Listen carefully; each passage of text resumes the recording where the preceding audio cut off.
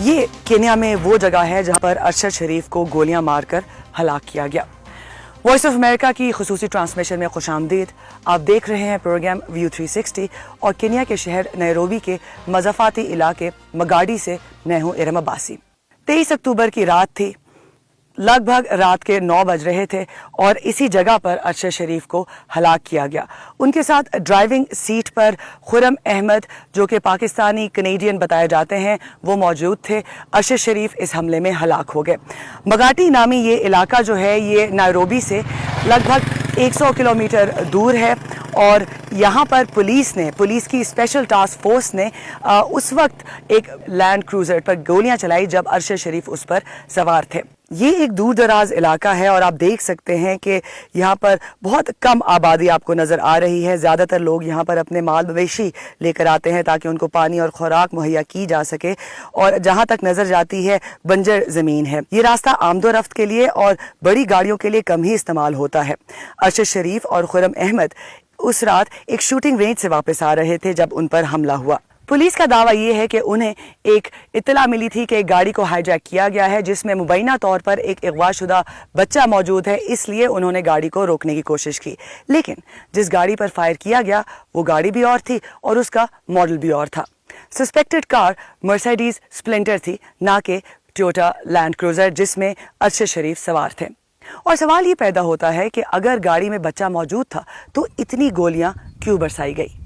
جب سے ہم کینیا میں موجود ہیں ہم اس پیچیدہ کیس میں انہی سوالات کے جوابات ڈھونڈنے کی کوشش کر رہے ہیں، اور میں نے یہی سوالات جب اس مقدمے کی تحقیقات کرنے والے ادارے انڈیپینڈنٹ پولیس اوورسائٹ اتھارٹی کی کمشنر ٹورورو کے سامنے رکھے تو انہوں نے کیا کہا، یہ پروگرام میں ہم آگے چل کر آپ کو دکھائیں گے۔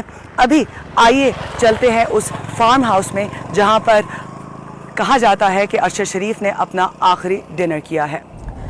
کرائم سین سے یہ فارم ہاؤس 15 کلومیٹر دور ہے، اور جب نیروبی میں نے ان سے بات کی انٹرویو کے لیے تو وہ صحافی کا نام سنتے ہی گھبرا گئے۔ اب ہم کوشش کریں گے کہ ہم اس فارم ہاؤس میں اندر جا سکیں اور ان سے بات کر سکیں۔ اس فارم ہاؤس کا نام اموڈمب ہے۔ یہ کینیا میں بسنے والے امیر لوگوں کے لیے بنایا گیا ہے، جس میں شوٹنگ رینج ہے، کیمپنگ ہے اور لاڈجنگ یعنی قیام و طعام کی سہولیات بھی اویلیبل ہیں۔ اس فارم ہاؤس کی انتظامیہ نے ہم سے بات کرنا تو دور کی بات بلکہ ہمیں اس کمپاؤنڈ کے ارد گرد رہنے بھی نہیں دیا۔ جب میری گارڈ سے بات ہوئی تو انہوں نے بتایا کہ ارشد شریف کی ہلاکت کی وجہ سے یہ فارم ہاؤس اس وقت بند ہے، اور میرے پوچھنے پہ یہ بھی انہوں نے مجھے بتایا کہ ایک وقت میں اتنے بڑے فارم ہاؤس پہ صرف 20 لوگوں کو اکوموڈیٹ کیا جا سکتا ہے۔ پولیس اور خرم احمد نے اپنے بیان میں یہی کہا ہے کہ ارشد شریف نے اپنا آخری ڈنر اسی فارم ہاؤس پہ کیا تھا، جس کے بعد وہ وہاں سے روانہ ہوئے، پھر پولیس نے ان پر گولیاں چلائی اور وہ ہلاک ہو گئے۔ اس کے بعد میں آپ کو اسی علاقے مگاڈی پولیس اسٹیشن لے کے جاؤں گی جہاں پر پہلی اس مقدمے کی FIR درج کی گئی تھی، لیکن پہلے آئیے یہ دیکھتے ہیں کہ جب میں نے انڈیپینڈنٹ پولیس اوورسائٹ اتھارٹی کی کمشنر سے یہ پوچھا کہ یہ کتنی معمول کی بات ہے کہ اسپیشل ٹاسک فورس جو ہے وہ روڈ پر پتھروں سے رکاوٹ لگائے اور اغوا کار اور مبینہ چوروں کو ڈھونڈے، تو انہوں نے کیا کہا، آئیے دیکھتے ہیں۔ ہماری تحقیقات سے معلوم ہوتا ہے کہ جس گاڑی کی نمبر پلیٹ کے بارے میں انتباہ جاری کیا گیا وہ شریف کی گاڑی کی نمبر پلیٹ نہیں ہے، اور در حقیقت یہ 2 مختلف گاڑیاں ہیں۔ پھر سوال یہ پیدا ہوتا ہے کہ پولیس اہلکاروں نے اس گاڑی پر گولی کیوں چلائی یا اسے روکنے کی کوشش کی۔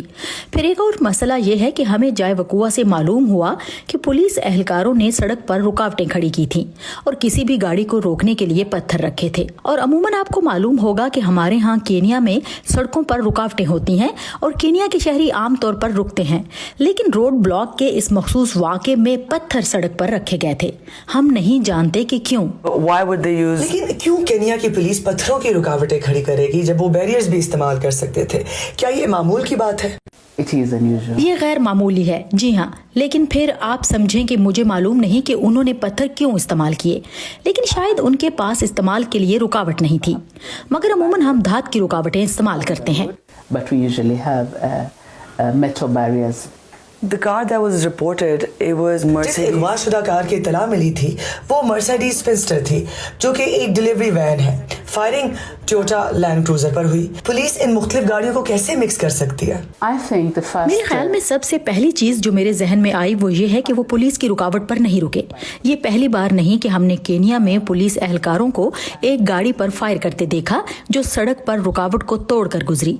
ये मेरा पहला शक था। क्यों? क्योंकि बाज औकात ये जराइम पेशा अफराद हो सकते हैं जो पुलिस एहलकारों से बचते हैं और पुलिस के नाके से बचने की कोशिश करते हैं, लेकिन फिलहाल मैं ये नहीं कह सकती कि ये वजह थी। इसका पता लगाना तफ्तीशकारों का काम होगा। So if it's a case of अगवा का केस है, चोरी का केस है, तो आम पुलिस को क्यों नहीं इस्तेमाल किया गया?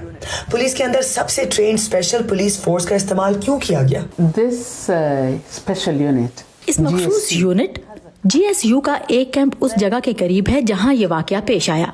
तो ऐसा नहीं है कि अगवा के केस की तहकीक के लिए खसूसी यूनिट वहां भेजा गया हो, मगर GSU का एक खसूसी यूनिट जाए वकुआ के बिल्कुल करीब था और GSU जराइम के इंसदाद के लिए भी काम करता है। बदकिस्मती से इस वाक़े से पहले भी हमें अरशद शरीफ के बारे में मालूम नहीं था। मेरा मतलब ये है कि ये सिर्फ एक ऐसी चीज़ है जिसके बारे में हमें अब पता चल रहा है कि वो एक गैर मुल्की सहाफ़ी था। हमें अब ये मालूम हो रहा है कि उसे अपने मुल्क में कुछ मसाइल का सामना था। issues back in his country. This is not something that we were aware of as IPOA board.